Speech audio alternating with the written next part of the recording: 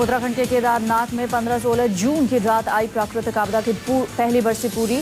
साल गुजर जाने के बाद भी नए बदले हालात मौजूद हैं, जगह जगह तबाही के दर्दनाक निशान। सरकार के दावे के उलट देवभूमि की तरफ जाने वाले रास्तों में मिल रहे हैं नरकंकाल। सरकार ने किया था दावा, करेंगे लावारिस लाशों का अंतिम संस्कार। कभी श्रद्धालुओं की भीड़ से गुलजार रहने वाले सोनप्रयाग में आज भी पसरा है सन्नाटा। आपदा के बहाव में बह गया था यहां पार्किंग लॉट मंदाकिनी। बाबा की यात्रा के लिए बनाया गया है 21 किलोमीटर लंबा रास्ता। सोनप्रयाग से गौरीकुंड तक जाने वाले रास्ते की हालत भी बेहद बदहाल। गौरीकुंड में भी सामान्य नहीं है हालात। गिरे पड़े होटल, टूटे हुए घरों के बीच सन्नाटे में मौजूद है गौरीकुंड। प्राकृतिक आपदा के साल भर बाद भी अपनों की तलाश में परिजन नाउम्मीदी के काले बादलों के बीच अपनों के जिंदा होने की उम्मीद लिए तस्वीर के साथ केदारनाथ पहुंच रहे हैं परिजन। केदारनाथ मंदिर के 7 किलोमीटर पीछे मौजूद चौड़ाबाड़ी ग्लेशियर और गांधी सरोवर से हुई थी त्रासदी की तस्वीर के साथ केदारनाथ पहुंच रहे हैं परिजन। केदारनाथ मंदिर के 7 किलोमीटर पीछे मौजूद चौड़ाबाड़ी ग्लेशियर और गांधी सरोवर से हुई थी त्रासदी की शुरुआत। मूसलाधार बारिश और गांधी सरोवर के ऊपर बादल फटने से पहाड़ पर आई थी सुनामी। प्राकृतिक आपदा से बचने के लिए कई श्रद्धालुओं ने ली थी ऊंची जगहों पर पहुंच गए थे। बहुत तेरे लोगों की भूख और ठंड से सिसक कर चली गई थी जान। प्राकृतिक आपदा में गई हजारों लोगों की जान। बहुत से लोगों का नहीं चला कुछ पता। घाटी के आसपास अब भी मिल रहे हैं नरकंकाल। गांधी सरोवर बांध में पानी बढ़ने से मची थी खौफनाक तबाही। इस प्राकृतिक आपदा के शिकार आज भी हो जाते हैं उस डरावने मंजर को याद कर खौफजदा।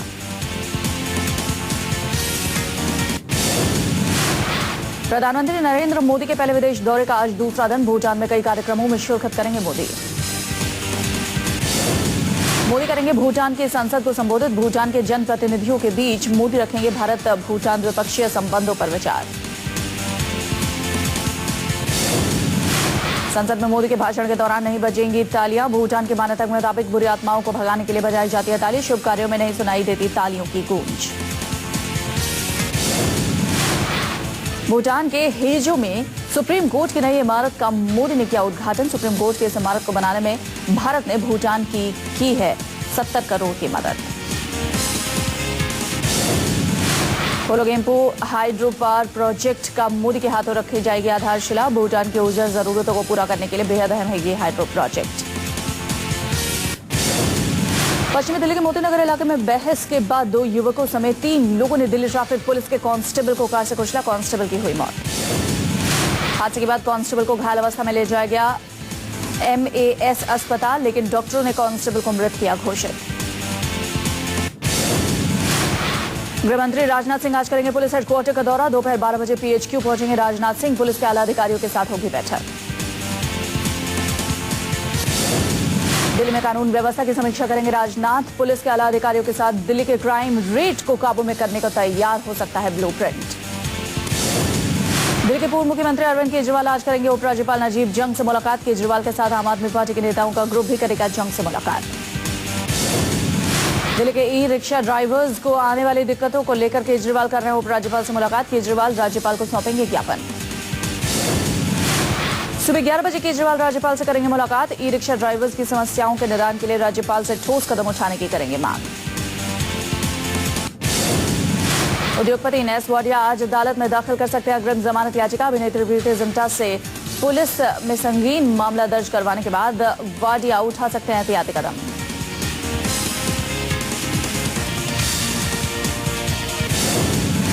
प्रीति जिंटा ने लगाया था इनेस वाडिया पर बदसलूकी और गलत भाषा का इस्तेमाल करने के आरोप। हाई प्रोफाइल मामले की तफ्तीश में जुटी पुलिस करेगी CCTV फुटेज की पड़ताल।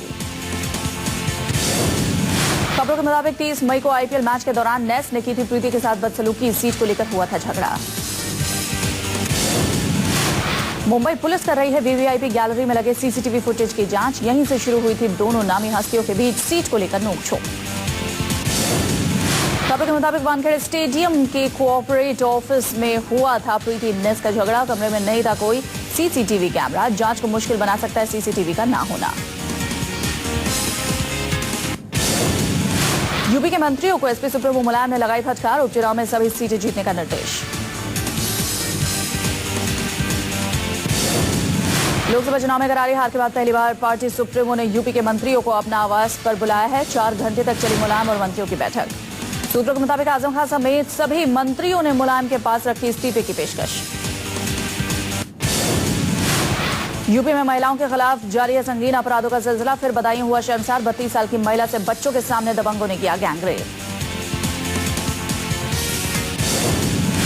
महिला को बंधक बनाकर दबंगों ने दिया गैंगरेप को अंजाम। पीड़ित महिला के मुताबिक 3 लोगों ने बंधक बनाकर दिया गैंगरेप। पुलिस के मुताबिक गैंगरेप को अंजाम देने वाले 3 आरोपियों में एक पुलिस वाले का बेटा भी शामिल। बच्चों के साथ दवा खरीद कर लौट रही थी महिला।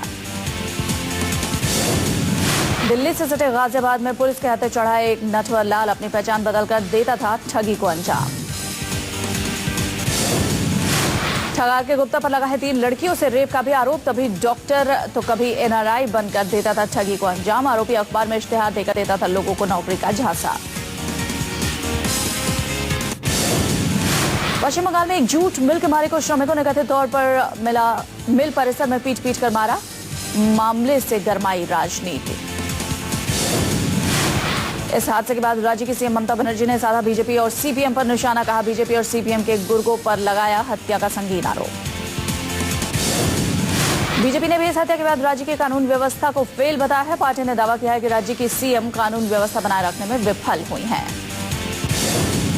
शुरुआती खबरों के मुताबिक मिल मजदूरों ने कथित तौर पर मिल परिसर में नाराज होकर सीईओ की हत्या की है। मजदूर इस वारदात से पहले सीईओ से भी मिले थे। मिल मजदूरों को घंटे के हिसाब से कंपनी करती है भुगतान। वेतन बढ़ाने की मांग कर रहे थे मजदूर। मांगे नहीं माने जाने से नाराज थे।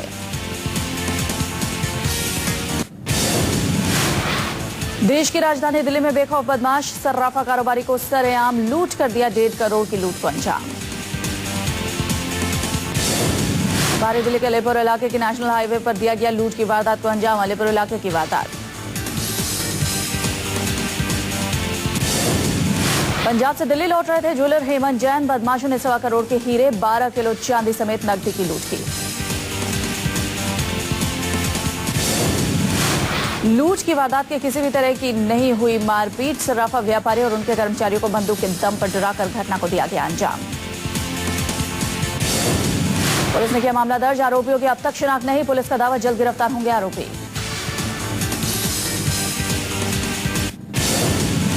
यूपी में बीजेपी नेताओं पर हमले की घटनाएं थमने का नाम नहीं ले रही। अब फतेहपुर लोकसभा सीट से बीजेपी सांसद साध्वी निरंजन ज्योति पर हुआ हमला।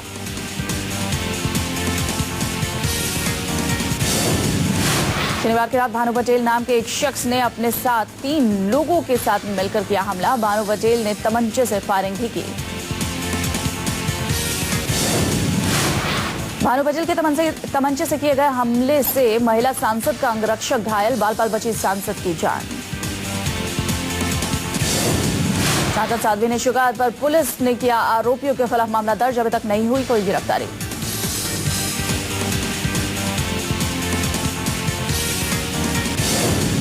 पुलिस ने महिला सांसद के समर्थकों पर भी किया केस दर्ज। बीजेपी ने लगाया पुलिस पर प्रदेश सरकार के इशारे पर काम करने का आरोप।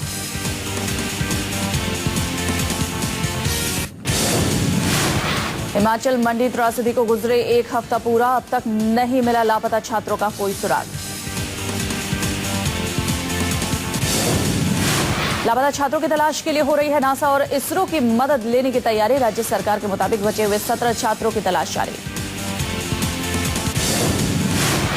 सर्च ऑपरेशन में लगातार चौथे दिन भी जवानों के हाथ लगी निराशा। अब तक 500 जवानों के सहारे मैन्युअली चल रहा था सर्च ऑपरेशन। रविवार से ली गई आधुनिक उपकरणों की मदद।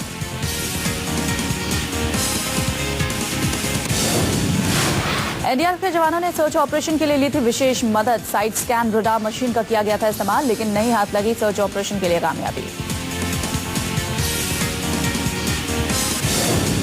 लापता छात्रों के परिजनों को अब तक है बच्चों के लौटने की आस। सर्च ऑपरेशन के दौरान छात्रों के परिजन भी रख रहे हैं नजर।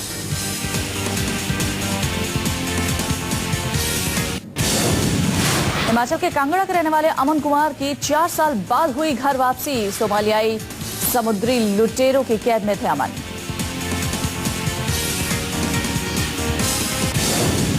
मर्चेंट नेवी में काम करते थे अमन कुमार। 4 साल पहले उनका शिप सोमालिया की समुद्री सीमा के करीब से गुजर रहा था और इसी दौरान समुद्री लुटेरों ने किया शिप पर हमला।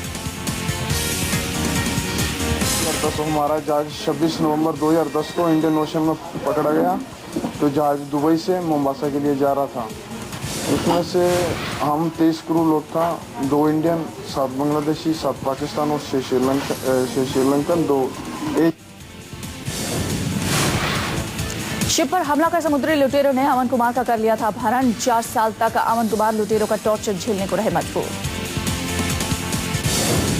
अमन कुमार के घर वापसी के लिए बीते 4 साल से जारी थी कवायद। भारत सरकार की कोशिशों का 4 साल बाद निकला नतीजा। 12 से चिराग जला है। रामचंद्र 14 वर्ष के बाद आए थे, मेरा बेटा 4 साल के बाद आया है। मौत के मुंह से बचकर आने वाले अमन कुमार ने भारत सरकार को दिया धन्यवाद। परिवार वालों ने अता किया ईश्वर का शुक्रिया।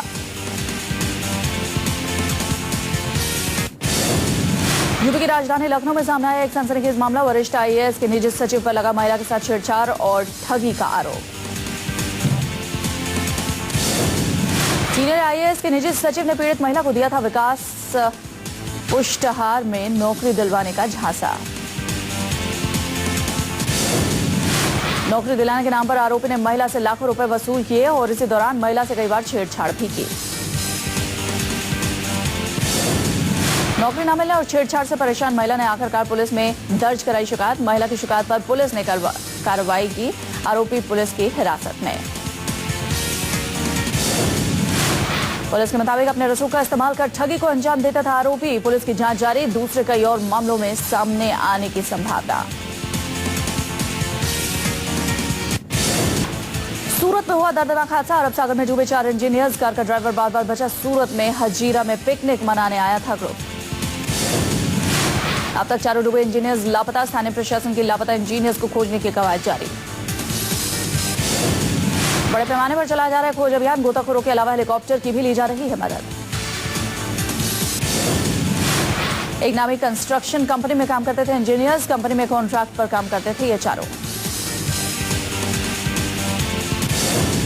स्थानीय प्रशासन का कहना है कि अरब सागर में डूबे लोगों के बचने की उम्मीद बेहद कम। प्रशासन का दावा खोज अभियान का नतीजा जल्द निकलेगा। बंद हो जाएगा दर्शकों के चेहरे पर हंसी लाने वाला comedy nights with Kapil. Show के होस्ट कपिल शर्मा ने शो के बंद होने का ऐलान ट्विटर पर किया। कपिल शर्मा ने अपने चाहने वालों को शो के सितंबर में ऑफ एयर होने की दी जानकारी। जल्द नए कॉन्सेप्ट के साथ टीवी पर वापसी का भी किया वादा। खबरों के मुताबिक कलर्स चैनल और कपिल शर्मा के बीच चल रहा था बीते कुछ दिनों से तनाव। कपिल यश राज बैनर की फिल्म बैंक चोर में कर रहे हैं काम। चाहते थे 2 की बजाय महज 1 दिन ब्रॉडकास्ट हो शो। कलर्स चैनल ने ठुकरा दी थी कपिल शर्मा की मांग। कई दौर की बैठकें रही बेनतीजा। तब कपिल ने किया शो बंद करने का फैसला।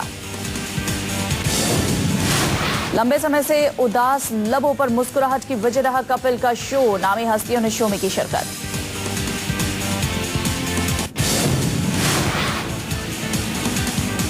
पटना में देखने को मिला केंद्रीय खाद्य मंत्री रामविलास पासवान का गुस्सा। आंकड़ों में फर्क के चलते मीडिया के सामने ही विभाग के अधिकारियों पर भड़के पासवान। पासवान का गुस्सा पहुंचा 7वें आसमान पर। कैमरे के सामने ही मीटिंग कैंसिल कर अधिकारियों को दी हिदायत। कहा अधिकारियों के खिलाफ लूंगा एक्शन।